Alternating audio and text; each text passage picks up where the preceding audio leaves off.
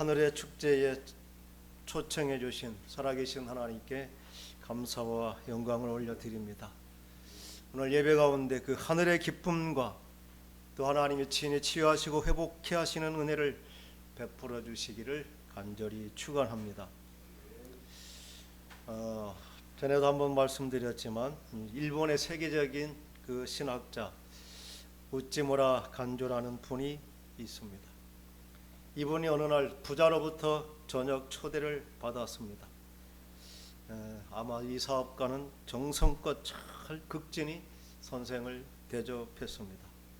이 우찌무라 간조 선생님은 저녁을 잘 잡수시고 나오면서 인사를 하는데 아주 뜻밖의 말을 하는 것입니다.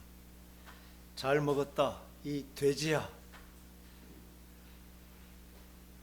한마디 하시고는 뒤도 돌아보지 않고 가버렸습니다. 순간 부자는 심한 모열감에 얼굴이 흑빛이 되었습니다. 그날 밤 부자는 잠들 수가 없었죠. 아니, 세상에 이럴 수가 있나. 그토록 존경받는 사람이 기껏 식사 대접을 잘 했더니 그런 식으로밖에 인사를 못할까. 대먹지 못한 인간 같으니라고 속으로 씩씩거리면서 잠을 이루지 못했습니다. 그러나 잠시 뒤에 어느 정도 진정이 되면서 마음 한구석에 다른 생각이 또 드는 것이죠. 우찌무라 간조, 그분은 존경받는 인물이고 결코 말을 함부로 하시는 분이 아닐 텐데 뭔가 뜻이 있어서 그런 말씀을 내게 하신 것이 아닌가 하는 그러한 마음이 들면서 지난날의 자신의 삶이 주마등처럼 스쳐 지나가는 것이죠. 그래, 나만 잘 먹고 나만 잘 살자고 살았던 내 모습, 이렇게 나만 잘 먹고 살다가 죽는다면 정말 나는 돼지와 다른 게 무엇이란 말인가. 그는 자신의 모습을 깨닫게 되었고 날이 밝자 그 선생님을 찾아가서 정말 깨닫게 해주신 그 은혜를 감사하면서 그 길로 예수를 영접하여 새 사람이 되었다는 일화가 있습니다. 한 번의 탁월한 초대로 그 사람의 인생은 완전히 새로운 인생이 되었는데 오늘 저와 여러분도 천지를 창조하신 그 하나님의 그 특별한 잔치에 초대된 줄 믿습니다. 이 시간 그 하나님의 은혜가 우리의 인생을 새롭게 하는 변화의 시간, 축복의 시간이 되기를 간절히 축원합니다. 오늘 주신 말씀은 예수님께서 직접 해주신 천국에 대한 또 아들을 위한 혼인잔치를 베풀어 주신 어떤 임금에 대해서 말씀해 주시고 있습니다. 천국이라는 것은 어떤 장소의 의미가 아니라 하나님께서 다스리시고 하나님이 보호하시고 하나님의 약속과 축복을 누리는 곳, 그게 바로 천국이고 그곳이 이 땅에서 대표적으로 교회라고 말씀할 수 있습니다. 그리고 예수님을 모신 우리의 삶의 자리, 그곳이 바로 이 예수님이 비유하신 천국, 그곳인 줄 믿습니다. 여러분의 삶의 자리는 천국이 아닌가요? 예수님이 하나님이 통치하시고 예수님이 주인 된 그곳, 그곳은 언제나 천국이 되는 줄 믿습니다. 그러므로 하나님이 계신 그 천국은 잔치집과 같이 즐겁고 흥겨운 기쁨이 넘치는 마치 최고의 즐거움의 자리, 잔치집과 같은 곳, 그게 우리가 일상을 살아내야 될 우리의 삶의 자리입니다. 이 시간 예배하는 저희들 가운데 이 천국의 기쁨이 정말 다시 회복되고 그러한 기쁨과 감격으로 예배하는 저와 여러분 되기를 간절히 소망합니다. 아멘. 아멘 소리가 좀 약한 거 보니까 소망이 좀 적다는 것인가요? 이 하나님의 기쁨이 회복되는 은혜의 시간 되기를 축원합니다. 아멘. 오늘 주신 말씀은 잔치에 아무나 오는 것이 아니라 초대한 그러한 사람들을 초청하는 것을 말씀해 주십니다. 우리는 잔치하면 아는 사람은 다 가기도 합니다.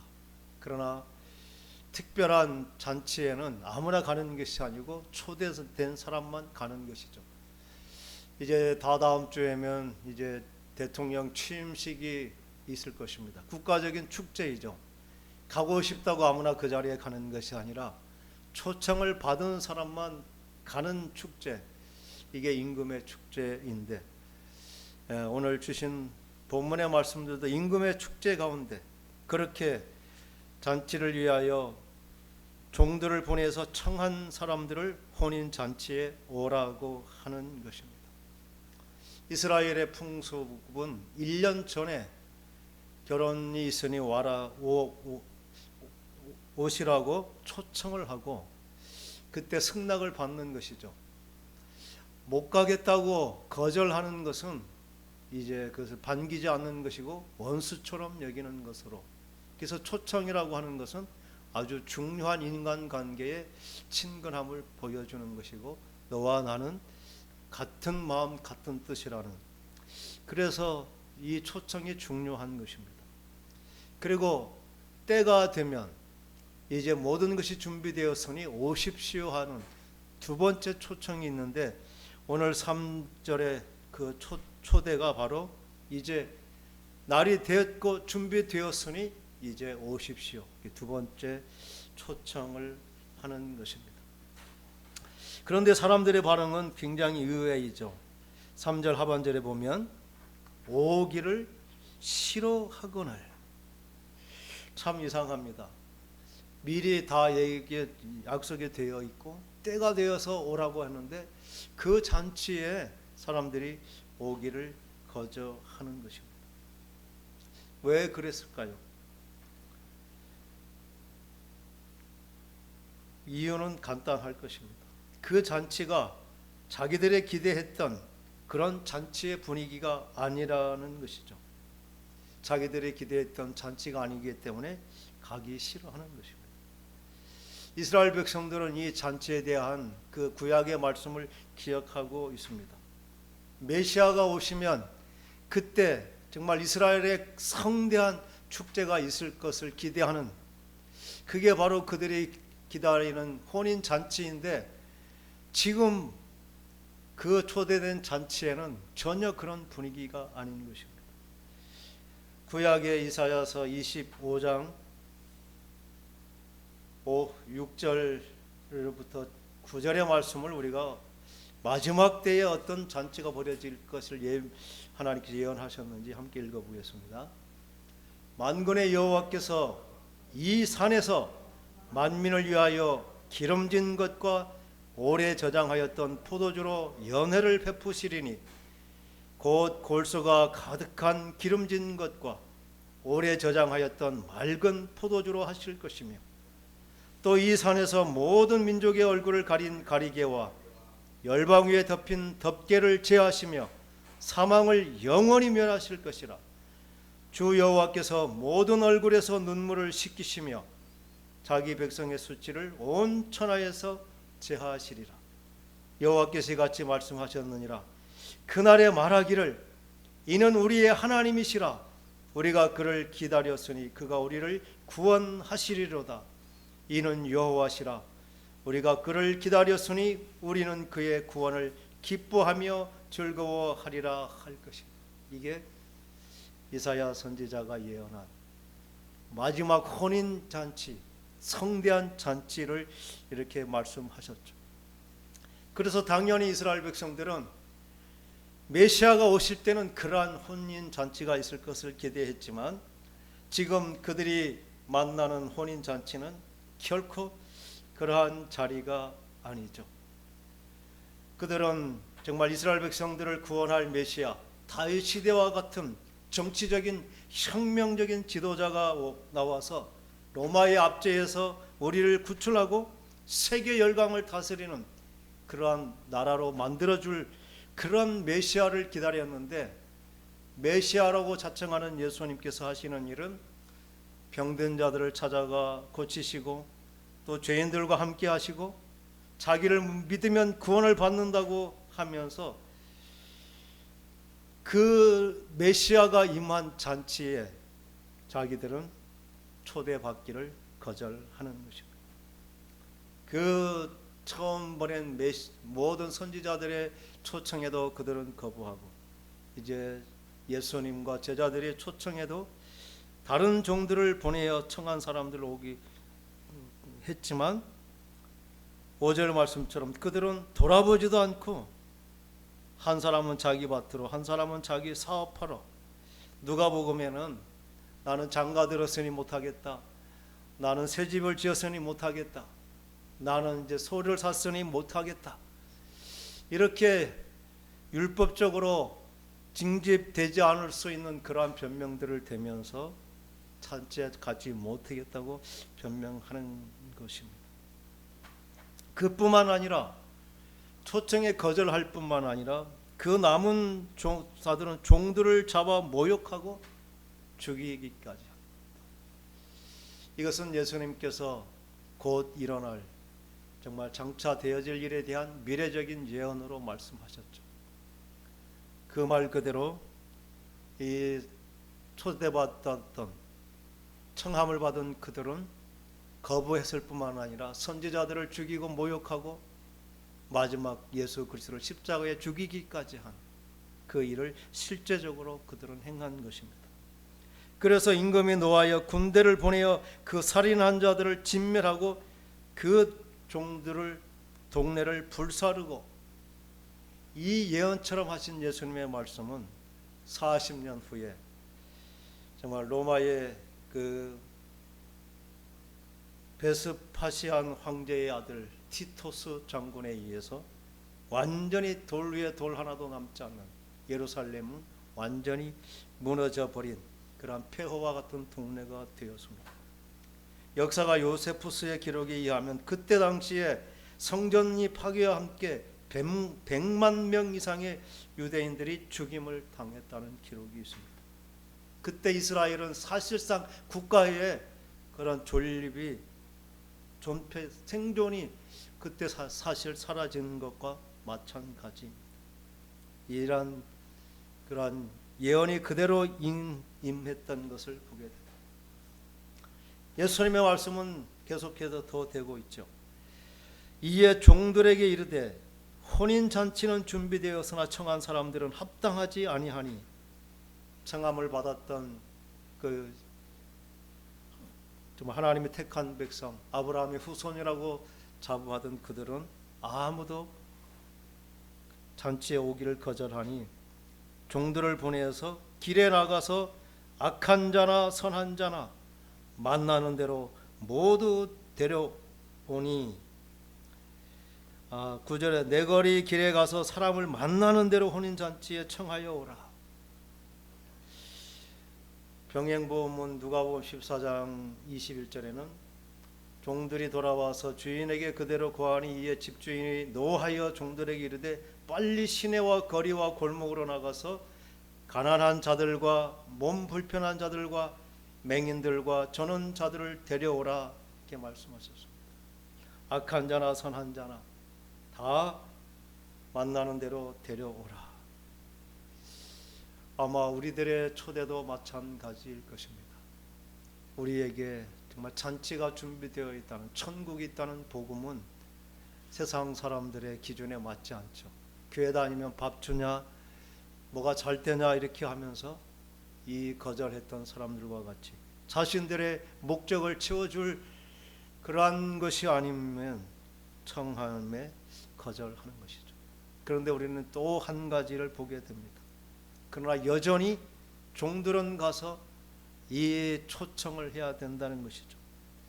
그러면서 그 대상이 선하거나 악하거나 대상을 선정해서 만나는 것이 아님을, 또 어쩌면 또 가서 가난한 자들, 몸이 불편한 자들, 맹인들, 또 저는 자들, 어쩌면 그렇게 인생이 무너진 그러한 절망과 또 고통을 경험하는 그들에게 더 다가가야 되는 것, 그게 또 오늘 예수님께서 예언적으로 말씀하신 복음을 전하는 증인들, 또 사명을 받은 자들의 그러한 또 일이기도 합니다. 오늘 우리가 나가서 복음을 전해야 된다는 이 종된 마음을 저와 여러분에게 주시기를 또 소망합니다. 혼인 잔치에 이제 손님들이 가득하게 되었다 말씀하십니다. 행복한 우리 교회도 이 청함을 거절했지만 세 번째 초대에 응하는 수많은 사람들이 정말 가득 찾아서 행복한 우리 교회도 사람들로 가득한 교회가 되기를 간절히 소망합니다. 구약의 약속에서 제어되었던 이방인들인 그들이 이제 이 세 번째 초대에 새로운 정말 은혜를 입게 되는 것이죠. 우리는 이 구원의 은혜가 당연히 받을 것으로 여기기도 합니다. 우리나라와 이스라엘은 비슷한 점이 많아서 마치 믿는 우리들은 우리가 마치 아브라함의 후손이라도 된 것 같은, 그래서 우리는 당연히 받을 은혜를 받은 것처럼 여기기도 합니다. 우리가 아브라함의 자손이라는 믿음을 가져서 믿음으로 후사가 된 것은 분명하지만 육적으로는 아브라함과는 아무런 관계도 없습니다. 아브라함에게 약속하셨던 복이 우리의 당연한 것이 결코 아닌 것이죠. 그런데 그들이 거절함으로 마치 감람나무가 잘린 그 자리에 돌감람나무인 우리가 접붙임된 것처럼 그들이 거절함으로 우리에게 그 기회가 주어진 것이 분명히 오늘 말씀은 증언하고 있습니다. 그러므로 우리가 당연히 받을 것을 받은 사람이 아니라 이스라엘의 불순종함으로 우리에게 주어진 기회에 우리는 선택함을 받은 것입니다. 그러므로 우리에게는 그들보다 더 큰 감사와 겸손으로 우리의 구원을 지켜가야 될 줄 믿습니다. 이들이 말한 그 길가에 나가서 악한 자나 선한 자나 만나는 자로 손님들에게 청했던 그 청함의 실제적인 메시지는 무엇일까요? 성경은 그것을 우리에게 말씀해 주시는데 그 말씀의 약속들을 우리가 구체적으로 찾아보겠습니다. 요한복음 1장 12절의 말씀 영접 함께 읽겠습니다. 영접하는 자 곧 그 이름을 믿는 자들에게는 하나님의 자녀가 되는 권세를 주셨으니 13절에는 이는 혈통으로나 육정으로나 사람의 뜻으로 나지 아니하였고 오직 하나님께로부터 났다 말씀하십니다.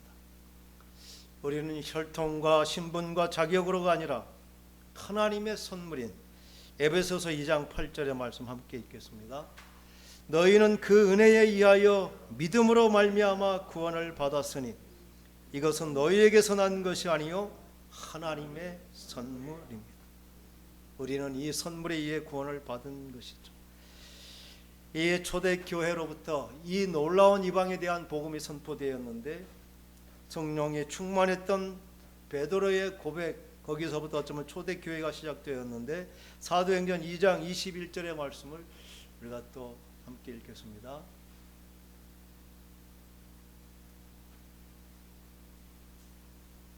빠졌나요?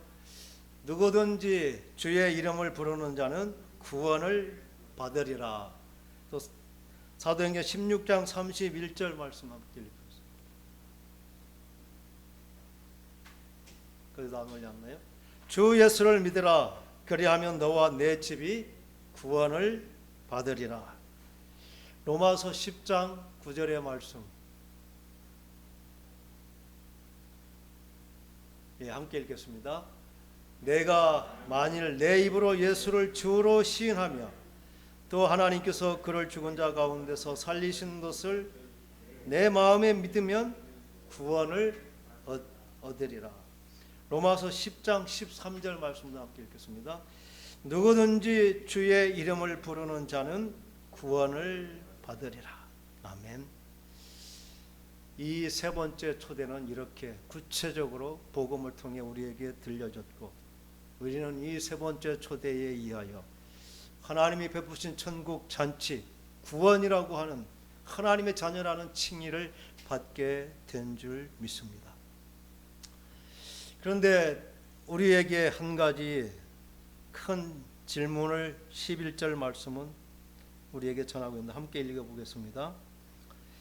임금이 손님들을 보러 들어올세 거기서 예복을 입지 않은 한 사람을 보고 12절 이르되 친구여 어찌하여 예복을 입지 않고 여기 들어왔느냐 하니 그가 아무 말도 못하거늘 13절 임금이 사람들에게 말하되 그 손발을 묶어 바깥 어두운 데에 내 던지라 거기서 슬피 울며 이를 갈게 되리라. 아멘. 주인은 종들에게 길거리 내거리에 가서 아무나 만나는 대로 데려와라 이렇게 말씀하셨습니다. 그 온 사람 중에 예복을 입지 않은 한 사람이 있었다는 것이죠. 그 사람들에게 그 손발을 묶어서 바깥 어두운 데로 내 던지라 거기서 슬피 울며 이를 갈게 될 것이다. 초대에 거부한 사람들과 똑같은 그러한 형벌을 받게 될 것이라는 것이죠. 여러분은 이 임금님의 처사에 대해서 이해가 되시는지요? 아니면 너무나 부당한 그런 일을 하신 것일까요? 이스라엘의 풍속을 알지 못하면 오해가 될 수 있습니다. 임금의 잔치집에는 당연히 예복이 준비되어 있는 것이죠. 그래서 그 예복을 자기가 준비하고 가서 입는 것이 아니라 당연히 초대된 사람에게 나눠주는 그러한 것입니다. 이사야 61장 10절에 이렇게 기록하고 있죠. 함께 읽겠습니다. 내가 여호와로 말미암아 크게 기뻐하며 내 영혼이 나의 하나님으로 말미암아 즐거워하리니 믿는 자가 구원의 옷을 입히시며 공의의 겉옷을 내게 더하심이라 하셨습니다. 하나님께서 구원의 은혜를 베푸실 때는 이렇게 의의 옷, 공의의 옷을 예비해 주신다는 것이죠. 왜 예복을 입지 않았냐고 물을 때 그가 아무런 변명도 하지 못한 것은 누구도 핑계치 못할 일이기 때문이었습니다.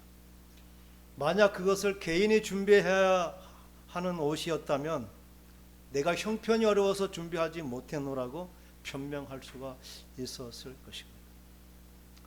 그런데 왜 그러면 당연히 예비된 그 예복을 입지 않고 있었을까? 그 이유가 있다면 단 하나일 것입니다. 그것은 자기의 옷이 그 예식에 충분한 가치가 있다고 생각했기 때문이죠. 이 정도 옷이면 구태여 더 예복을 입을 필요가 없다는 것이죠. 나는 내가 입은 이 옷으로 예식에 참여할 충분한 자격이 있다는 그런 것입니다. 만약 그의 옷이 정말 지저분하거나 거지의 옷이었다면 그 집에서 나눠주는 그 예복이 얼마나 고맙고 감사했을까요? 얼른 그 예복을 입고 자기의 수치를 가렸을 것입니다. 반대로 그런데 자기가 입고 있는 옷이 너무 멋있고 자랑스러워서 예복으로 자기의 자랑이 가려지는 것이 싫었던 것이죠. 이런 사람은 자신의 행위로 뭔가 자격이 있다고 여기는, 율법을 지킴으로 우리는 의로운 사람이 되고 하나님의 복을 받는다는 그러한 율법으로 하나님 앞에 자격을 얻었다고 여기는 이스라엘 백성들이기도 합니다. 이것은 비단 유대인들뿐만이 아니죠. 정말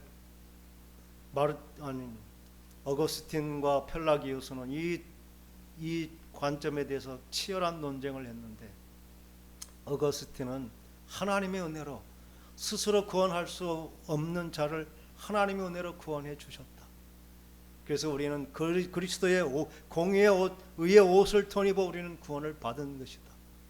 그런데 펠라기우스는 하늘은 스스로 돕는 자를 돕는다. 우리가 예수 그리스도를 닮은 선행과 고행 그리고 율법을 준수함으로 하나님께서 우리를 도와주셔서 우리로 거룩해 주셨다. 자기의 의로움이 항상 드러나는 것입니다. 사람은 내가 뭔가 했다는 그것으로 얼마나 마음이 든든한지 모릅니다. 사람들은 그렇게 해서 자기의 선행, 자기의 노력이 드러나는 것으로 굉장히 더 열정적이고 뭔가 한 것처럼 이단들을 부추기는 것은 그것입니다. 하나님께 구원받기 위해서는 너희가 무엇인가 해야 된다. 끝없는 경쟁을 하는 것이죠. 남보다 더 우월하게 잘해야. 신천지가 그렇게 부흥하는 것은 이 자기의 공로의식이죠.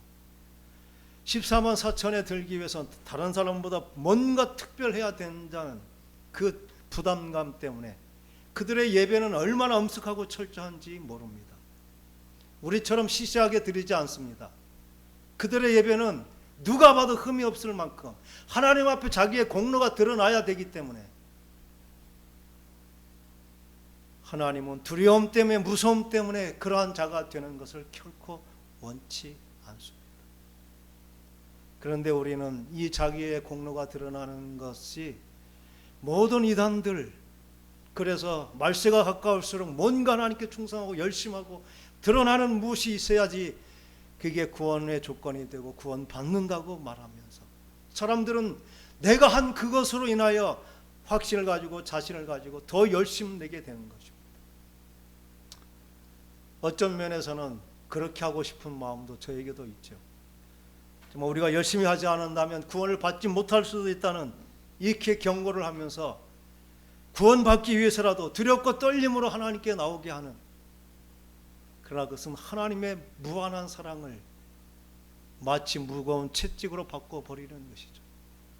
이스라엘 백성들은 마치 회초리를 들고 잘못했을 때마다 징계하는 그 하나님으로, 무섭고 두려운 하나님, 그 하나님이 두려워서 그들은 율법을 지금도 철저히 지키고 혹시 하나님이 책망하실까 봐 두려움 가운데 하나님을 경외하는 것입니다. 하나님은 그렇게 우리를 부르신 것이 아니라 아들까지 아낌없이 내어주시는 그 사랑으로 우리가 이미 죄인이고 우리가 얼마나 정말 하나님 앞에 부끄러운 존재임을 개의치 아니하시고 예수 그리스도의 의의 옷을 입혀주심으로 자격 없는 우리에게 아들이라는 자격을 입혀주시고 당당한 혼인잔치의 주인공이 되게 해주신 그 사랑에 감격하여 사는 것. 제가 감격스럽게 들었던 것은 제가 고등학교 때 반사를 하면서 초등학교 2학년 학생이 고백입니다. 정말 예수님이 계신 그곳이 지옥이라면 나는 지옥에 가겠습니다. 천국 가기 위해서 예수 믿는 것이 아니라 예수님의 사랑 때문에 내가 천국 가는 곳은 그곳이 좋은 곳이기 때문이 아니라 나를 사랑하신 분이 거기 계시기 때문에 거기 가겠다는 그 고백을 한 것, 얼마나 아름다운 고백인가요? 우리가 왜 교회를 나오고 열심 내고 충성합니까? 천국 가기 위한 자격을 얻기 위한 것일까요? 자격은 예수 믿을 때 이미 자격을 우리에게 주신 줄 믿습니다. 하나님은 우리의 그렇게 두려움으로 충성하는 것을 원치 아니하시고 그 하나님의 사랑 때문에 자원하며 드리는 우리의 찬양과 우리의 예배, 우리의 헌신과 충성을 하나님은 기뻐하시고 자랑스러워 여기시고 흡족해 하실 줄 믿습니다. 오늘 그 택함 받은 그 은혜가 얼마나 큰지 그 은혜에 감격함으로 정말 그 사랑이 합당한 그 은혜를 하나님께 올려드리는 저와 여러분 되기를 간절히 소망합니다. 우리는 사도 바울은 믿음으로 구원을 받는다, 행위가 아닌 하나님이 그 행하신 것을 받아들이는 그 믿음을 보시고 하나님 우리를 이롭다 하신다 말씀하셨습니다. 그런데 야고보 사도는 또 말씀하셨죠. 너희들의 행함이 없는 믿음은 죽은 것이다. 우리는 이 두 가지를 냉철하게 받아들여야 되는 것입니다. 야고보 사도가 말한 것은 너희들이 율법을 지키고 계명을 지키는 그 행위로 너희의 믿음이 지켜진다는 그런 말씀이 전혀 아닙니다. 너희들이 그 사랑의 하나님을 믿었다고 말하면 그 믿음을 너희들의 행함으로 나타내라. 아브라함이 하나님을 믿었다고 해서 그냥 말로만 한 것이 아니라 하나님께서 이삭을 통해 내 후손이 별과 같이 많이 될 것이라는 그 약속을 믿고 그 아들을 제물로 바치라는 그 말씀 앞에서도 내가 죽이면 하나님 약속 그대로 이 아들을 통해 다시 살려서 이 아들로 하나님의 나라가 이루어지게 할 것을 믿는, 그래서 믿은 그대로 행한 그 아브라함의 행위를 말한 것입니다. 우리는 하나님을 믿는다고 말은 하고 마음으로는 느끼지만 우리의 실천으로 행하지 못하는 것은 없는지요. 우리는 거저 구원받았으니 거저 받은 것은 쉽게 잊어버리는 것이죠. 만약 우리에게 전 재산을 반을 내야 구원을 받을 수 있다고 하고 반을 내서 우리가 예수 믿고 구원을 받았다면 어쩌면 우리의 믿음은 더 열심히 지켜졌을지 모를 것입니다. 그러나 하나님은 그러한 열심을 원하지 않는 것이죠. 거저 받았지만 그 거저 받았음을 가볍게 여기지 아니하고 우리가 받은 것이 얼마나 귀하고 존귀한 하나님의 아들의 생명을 받은 그 큰 은혜를 잊지 말고 내가 믿었다고 하는 그 믿음에 나도 생명으로 반응하는 자, 내가 말한 그대로 실천 행함으로 살아있는 믿음으로 그 하나님의 영향력을 발휘할 수 있는, 자격이 없었지만 택함 받은 그 은혜가 얼마나 크고 위대하고 거룩한 것인지를 우리의 삶을 통해 증언하는 저와 여러분 될 수 있기를 간절히 축원합니다. 기도하겠습니다.